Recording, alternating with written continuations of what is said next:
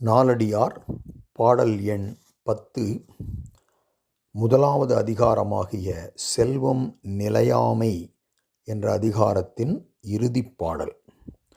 இந்த பாடலில் ஆடு முன்னிலை அமைந்துள்ளது. மூன்றாவது அடியில் வான் தோய் மலை நாட என்று வந்துள்ளது. இது பாண்டிய மன்னனை குறித்தது. ஒரு தலைவனை சிறப்பித்து கூறுமிடத்து அவனுடைய 4 நிலங்களுள் ஒன்றனை குறித்து அதற்குரியவனாக கூறுதல் மரபு. அம்மரபு பற்றி இங்கு அவனை சார்ந்த குறிஞ்சி நிலத்தில் சிறந்த மலையை கூறினார் முனிவர். சரி, என்ன சொல்லியிருக்காரு? வான் தோய் மலை நாட, மேகமண்டலம் வரை உயர்ந்திருப்பதால் மேகம் படிந்திருக்க பெற்ற மலைகளையுடைய பாண்டிய நாட்டு மன்னனே, உடாதும் உண்ணாதும் தம்முடம்பு செற்றும் கெடாத நல்லறமும் செய்யார் கொடாது. இந்த இடத்துல உடாது என்ற சொல்லும் கெடாது கொடாது இதெல்லாம் அளபெடுத்து வந்திருக்கிறது, அளபெடைகள்.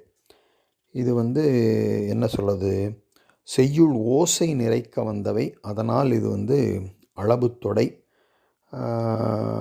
அடுத்தடுத்து வருது, அது அளபு தொடை. செய்யுள் ஓசை நிறைக்க தான் வந்திருக்கு. இல்லைன்னா என்ன ஆகும், வெண்பா தலை தட்டும். ஊ டா து அப்படின்னு எழுதியிருந்தால் அது மாச்சீராயிடும்.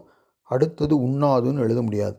அதனால் இந்த 3 சீர்களுமே, முதலடியில் முதல் சீர், இரண்டாம் அடியில் முதல் சீர், தனிச்சொல் எல்லாமே அளபெடுத்து வந்திருக்கிறது. செய்யுள் இசை நிறை அளபெடை.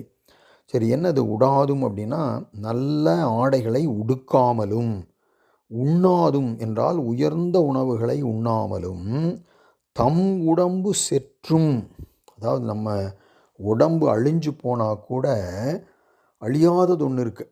அது என்னன்னா கெடாத நல்லறம், நாம் செய்து வைத்த நல்ல அறங்களின் பயனாகிய அந்த புண்ணியம் அது என்றும் அழியாது. அதனால் கெடாத நல்லறமும் செய்யார் அப்படின்னா செய்யாதவராயும், கொடாது வைத்தீட்டின், கொடாது அப்படின்னா அவங்ககிட்ட நிறைய செல்வம் இருக்குது. அந்த செல்வத்தை தகுதி உடைய வறியவர்களுக்கு கொடாதும் வைத்து அதை நல்லா சேமித்து வைக்கிறார். வச்சுட்டு அடுத்தது என்ன பண்ணுறாரு, ஈட்டின், அதுவும் பத்தாதுன்னு மறுபடியும் பொருள் ஈட்டிகிட்டே இருக்கிறார். ஈட்டி அந்த ஈட்டிய பொருளையும் உடாதும் உண்ணாதும் தம் உடம்பு செற்றும் கெடாத நல்லறமும் செய்யாராய் கொடாதும் வச்சுட்டே இருக்கிறார். இப்படி வச்சிட்டு இருந்தா இழப்பர், அந்த செல்வம் முழுவதையும் ஒரே காலத்தில் இழக்க நேரிடும், இழந்து விடுவார்கள். அங்கனம் இழந்து விடுவார்கள் என்பதற்கு ஒரு சான்று கொடுக்கிறார். என்னன்னா, உய்த்து ஈட்டும் தேனீ கரி. உய்த்துன்னா பல மலர்களில் இருந்தும் அந்த தேனை கொண்டு போய் இந்த தேன் அடையில் வைத்து மேலும் மேலும் தேனை கொண்டு போய் அந்த அடையில் சேர்த்துட்டே இருக்கும். அந்த தேனீ அதுதான் சரியான சான்று. அப்படி எப்படி அந்த தேனீக்கள் சரியான சான்று ஆகும்னா, தேனீக்கள் நாள்தோறும் பற்பல மலர்களிலிருந்து தேனை சிறிது சிறிதாக எடுத்து கொண்டு போய் கூட்டில் சேர்த்து வேறு எதற்கும் உதவாமல் பாதுகாத்து வரும். அது ஒரு நாள் குடிச்சிரும். ஆனால் அந்த தேன் இறாலை வேடுவர் பார்க்க நேர்ந்தால், காண நேர்ந்தால் ஒரே நாளில் கவர்ந்து கொண்டு போய் விடுவர். இந்த தேனீக்களைப் போலவே மனிதருள் உலோபத்துவம் உள்ள மனிதர்கள், அதாவது கஞ்சத்தனம் உள்ள மனிதர்கள், பணத்தை பொருளை நிறைய சேர்க்கிறார்கள், தானும் செலவு செய்வதில்லை, மற்றவர்களுக்கும் தருவதில்லை. அப்படி ஒரு குணம் ஒரு சிலருக்கு.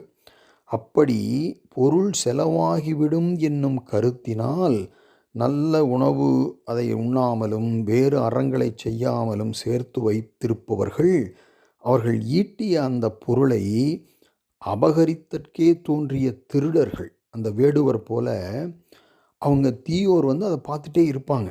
ஒரு காலத்தில் முழுவதையும் கவர்ந்து செல்வர். ஆதலின் இவர்களுக்கு அந்த தேனீக்கள் உதாரணமாக சொல்லப்பட்டன. இதே கருத்தை கொன்றைவேந்தன் சூத்திரத்தில் ஔவையார் சொல்லியிருப்பாங்க, ஈயார் தேட்டை தீயார் கொள்வர். சரி, இன்றோடு செல்வம் நிலையாமை அதிகாரம் நிறைவுற்றது. நாளை முதல் அல்லது நாளை இளமை நிலையாமை என்ற அதிகாரம் தொடங்கும்.